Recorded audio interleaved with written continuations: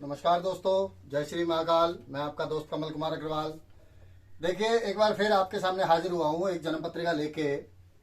और ये जन्म पत्रिका एक महिला की जन्म पत्रिका है, जिसमें हम ये देखने की और समझने की कोशिश करेंगे कि इस महिला के साथ इतना धोखा क्यों हुआ, या इनकी मैरिटल लाइफ इतनी कमजोर क्यों रही, या ये इतनी बीमार क्यों रहती हैं, या इनको कुछ मानसिक प्रॉब्लम है तो वो क्यों होती है। ये देखने और समझने की कोशिश करेंगे।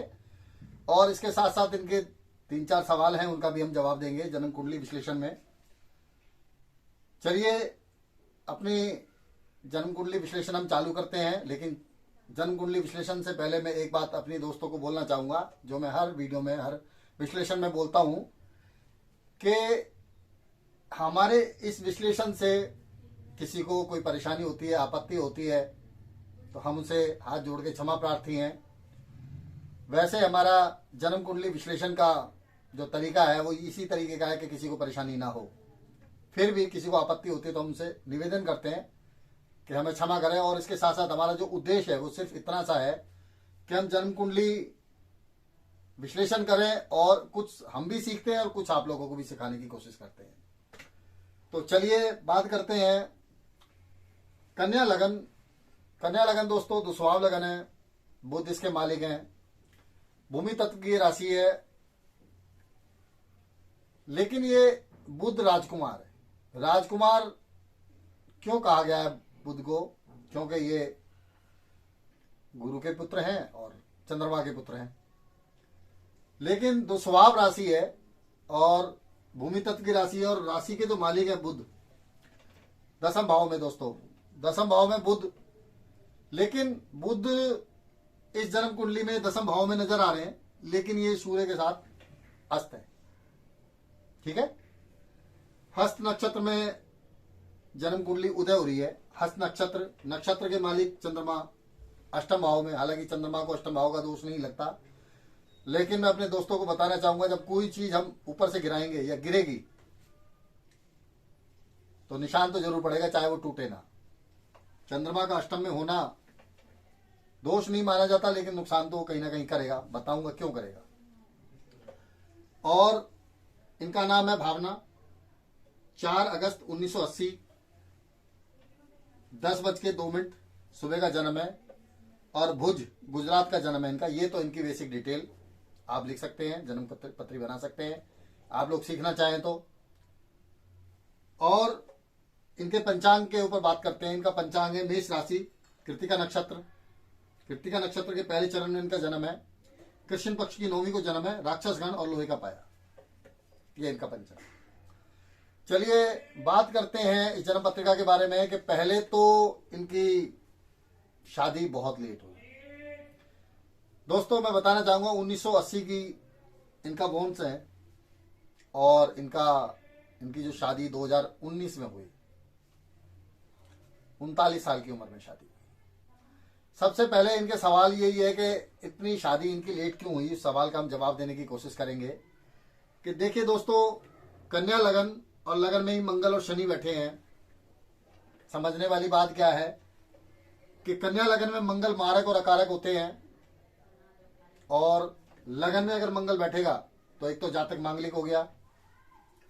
मांगलिक होने के साथ साथ अष्टम का मालिक जहां बैठेगा उस जगह का नुकसान करेगा, और जहां देखेगा वहां का नुकसान करेगा। ये कंफर्म बात है। कोई भी लगन हो, कोई भी राशि हो, 8वें घर का जो मालिक होगा वो कहीं ना कहीं परेशानी जरूर करेगा। तो 8वें घर के मालिक मंगल लगन में बैठ के मैरिड लाइफ को डिले किया इन्होंने। डिले का कारण, शादी को डिले करने का कारण शनिदेव भी रहे, क्योंकि कन्या लगन की जन्म पत्री में शनिदेव सम होते हैं। पंचम भाव के मालिक तो बनते हैं, लेकिन पंचम भाव के मालिक उनकी मूल त्रिकोण राशि पड़ती है शनिदेव की 6ठे घर में। तो हम कन्या लगन में शनिदेव को तट मानते हैं, ना बहुत अच्छा फल देते हैं ना बहुत ज्यादा खराब देते हैं, लेकिन फिर भी 6ठे घर के मालिक अपने शत्रु के साथ में लगन में बैठ गए, तो ये भी एक शादी को डिले करने का बड़ा कारण रहा। इनके पहले सवाल का जवाब। दूसरा दोस्तों, मेष राशि, मेष राशि और कृतिका नक्षत्र। कृतिका नक्षत्र और सूर्य दोस्तों राहु के साथ ग्रहण योग बना रहे हैं। सूर्य बहुत ज्यादा पीड़ित है इस जन्मपत्री में। सूर्य आत्मविश्वास का कारक है, सूर्य कॉन्फिडेंस का कारक है, जो कॉन्फिडेंस और आत्मविश्वास इनके अंदर बिल्कुल भी नहीं है, ऐसा मुझे लगता है।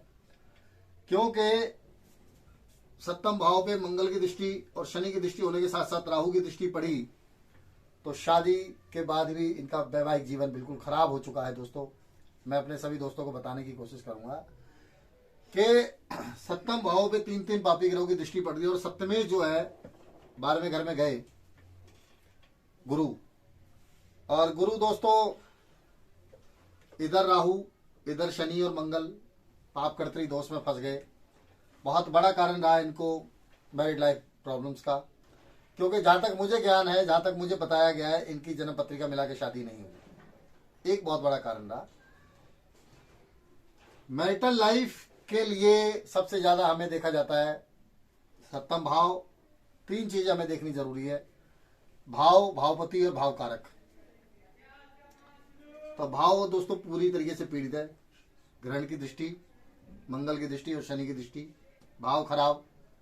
भाव कारक दोस्तों गुरु बनते हैं किसी भी महिला की जन्म पत्रिका में। गुरु और मंगल पति के कारक होते हैं, मंगल भी बनते हैं लेकिन गुरु को ज्यादा माना गया है पति का कारक। तो गुरु दोस्तों 12वें घर में जाके पीड़ित अवस्था में, और मंगल शनि के साथ अपने अति शत्रु के साथ में बैठ के यहाँ पे दुर्योग बना रहे, जिसको कहते हैं विस्फोटक योग। विस्फोटक योग में दृष्टि पड़ी सप्तम भाव पे, तो मैरिड लाइफ में विस्फोट हो गया मेरे हिसाब से। ठीक है। दूसरा, इनके 2-3 सवाल हैं, उन सवालों का हम जवाब देने की कोशिश करते हैं कि इनके साथ इतना बड़ा धोखा क्यों हुआ। कि इनका कहना ये है कि मुझे दिखाया कुछ गया, बताया कुछ गया और निकला कुछ और। तो जिसका मैंने कारण बताया कि सप्तम भाव पे राहु की दृष्टि जो धोखे का कारक है, क्योंकि राहु जब भी सप्तम भाव को देखेगा और सप्तमेश कहीं से पीड़ित होगा, तो जातक की मैरिटल लाइफ में धोखा होने की संभावना रहती है। धोखा जरूरी नहीं है कि हो जाएगा, लेकिन जब राहु बलवान होके देखेगा तो धोखा करेगा। ठीक है। दूसरी बात, ये युवती जो है अभी आज के टाइम में इनका डाइवोर्स का केस कोर्ट में चल रहा है। डाइवोर्स ये लेना चाहती हैं, इनके पति भी लेना चाहते हैं, लेकिन कुछ वकीलों की कारस्तानी और कुछ इनकी मानसिक प्रॉब्लम डाइवोर्स में दिक्कत भी दे रही है और केस को लंबा भी खींच रही है। कारण जानेंगे उनका कि जब भी सप्तम भाव का मालिक छठे घर में, अपने से छठे जाके 12वें घर में होगा, तो कोर्ट कचहरी थाना करा देता है इंसान का। तो आज के टाइम में कोर्ट कचहरी में केस इनका चल रहा है। और मैंने इनको बताने की कोशिश की है कि बहन जी आपके तलाक होने के कारण, तलाक होने के योग बहुत कम है। कम क्यों है? क्योंकि नौवांश में सप्तम भाव में गुरु, सॉरी मुझसे गलती होगी, इनके नौवांश में वृषभ लग्न का नौवांश निकल के आ रहा है और सप्तम भाव में शुक्र यहाँ पे सप्तम भाव में बैठे हैं, जो कि मैरिटल लाइफ को बचाने का काम करेंगे। क्योंकि कन्या लग्न में शुक्र जो होते हैं कारक होते हैं, पाकिस्तान के मालिक बनके शुक्र दशम भाव में लग्नेश के साथ युति कर रहे हैं, लेकिन लग्नेश में और शुक्र में काफी डिग्री वाइज 25 डिग्री का अंतर है। इस कारण हम इसको लक्ष्मी नारायण योग नहीं मान पाएंगे, क्योंकि डिग्री वाइज बहुत बड़ा अंतर होने के कारण, लेकिन एक ही भाव में बैठे हुए हैं, इसलिए हम लक्ष्मी नारायण योग हमें नजर आ रहा है। दूसरा दोस्तों, इनको मानसिक समस्या भी हो चुकी है। जैसा इन्होंने बताया कि इनके साथ धोखा हुआ, उस धोखे के बाद में फ्रॉड हुआ, इनको दिखाया कुछ, बताया कुछ, निकला कुछ। तो ये जाति का जो है मानसिक प्रॉब्लम में आ गई और काफी बीमार रही हैं। इनको काफी कई बीमारियां हैं, परेशानियां हैं, मानसिक समस्या इनको बहुत ज्यादा है, खासकर टेंशन, डिप्रेशन, फ्रस्ट्रेशन। तो उसका कारण दोस्तों मैं दिखाना और बताना चाहूंगा कि चंद्रमा मानसिक प्रॉब्लम देते हैं। छठे घर के मालिक चंद्रमा को देख रहे हैं, लेकिन फिर भी यहाँ केंद्रुम दोष चंद्रमा का बन रहा है। चंद्रमा बहुत ज्यादा पीड़ित है मेरे हिसाब से, क्योंकि केंद्रुम दोष में अगर चंद्रमा आ जाएंगे तो मानसिक समस्या जरूर देंगे। तो चंद्रमा केंद्रुम दोष में होने के कारण मानसिक समस्या इनको रही है, टेंशन, डिप्रेशन, फ्रस्ट्रेशन इनको बहुत ज्यादा है। और आज के टाइम में ये मुझे लगता है कि शायद ही कोई ऐसा दिन हो जिस दिन अस्पताल के चक्कर ना काटती हो। क्योंकि इनकी शारीरिक स्थिति भी ठीक नहीं है।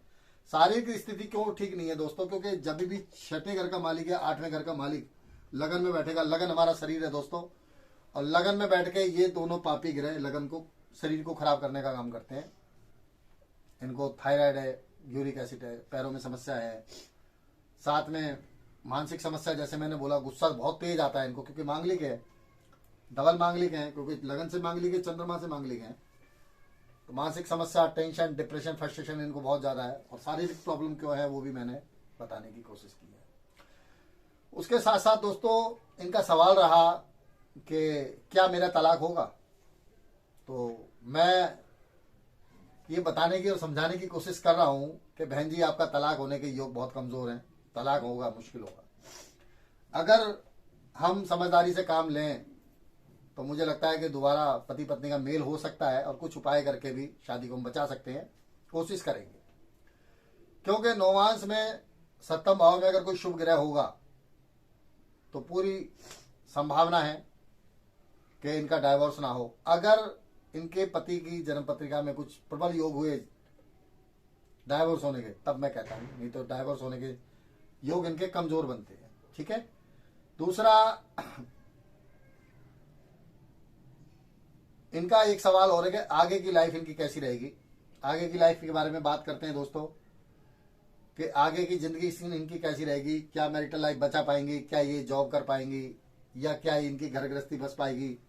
क्योंकि जब 42 साल की इनकी उम्र होगी, 43वां इनको लग चुका है, तो ना तो शादीशुदा जीवन बचा, ना संतान का कोई सुख इनको मिला, ना परिवार का सुख मिला इनको दोस्तों। क्योंकि परिवार के सुख के लिए भी हमें सबसे पहले कुटुंब भाव के मालिक को देखना पड़ेगा। और कुटुंब भाव का जो मालिक है वो केंद्र में तो बैठा है, लेकिन नौवांश में शत्रु राशि में होने के कारण कुटुंब भाव का सुख बराबर है, इनको कमजोर तो नहीं कह सकते। क्योंकि आज के टाइम में अपने घर परिवार, माँ बाप, भाई बहन के साथ ये रहती हैं। इनके, मैं अभी दोस्तों को बताना भूल गया कि इनका जब कोर्ट कचहरी थाने का जो मामला चला, शादी के मेरे ख्याल से 2-3 महीने के बाद ही इनके सामने समस्याएं आने लगी। और कोर्ट कचहरी थाना वो जो हुआ, वो हुआ राहु की महादशा में, मंगल के अंतर में। दोस्तों राहु की महादशा, सप्तम भाव पे राहु की दृष्टि, मंगल का अंतर, सप्तम भाव पे मंगल की दृष्टि, कोर्ट कचहरी थाना करा दिया, लेकिन आज तक भी वो समस्या हल नहीं हुई। क्यों नहीं हुई? क्योंकि राहु के बाद में दोस्तों गुरु की महादशा आती है, और गुरु की महादशा में गुरु का अंतर इस समय चालू है, और गुरुदेव अपने से छठे बैठ के, 12वें घर में बैठ के रोग भाव को देख रहे हैं और अष्टम भाव को देख रहे हैं। तो आयु तो इनको पूरी दी, लेकिन शारीरिक प्रॉब्लम गुरुदेव दे रहे हैं। गुरुदेव बचाने का काम करते हैं, लेकिन इस जन्म पत्रिका में गुरुदेव खुद पीड़ित हैं। जैसे मान लीजिए किसी डॉक्टर के पास गए और डॉक्टर साहब तो खुद बीमार हैं, तो डॉक्टर साहब कैसे बीमार बचाएंगे?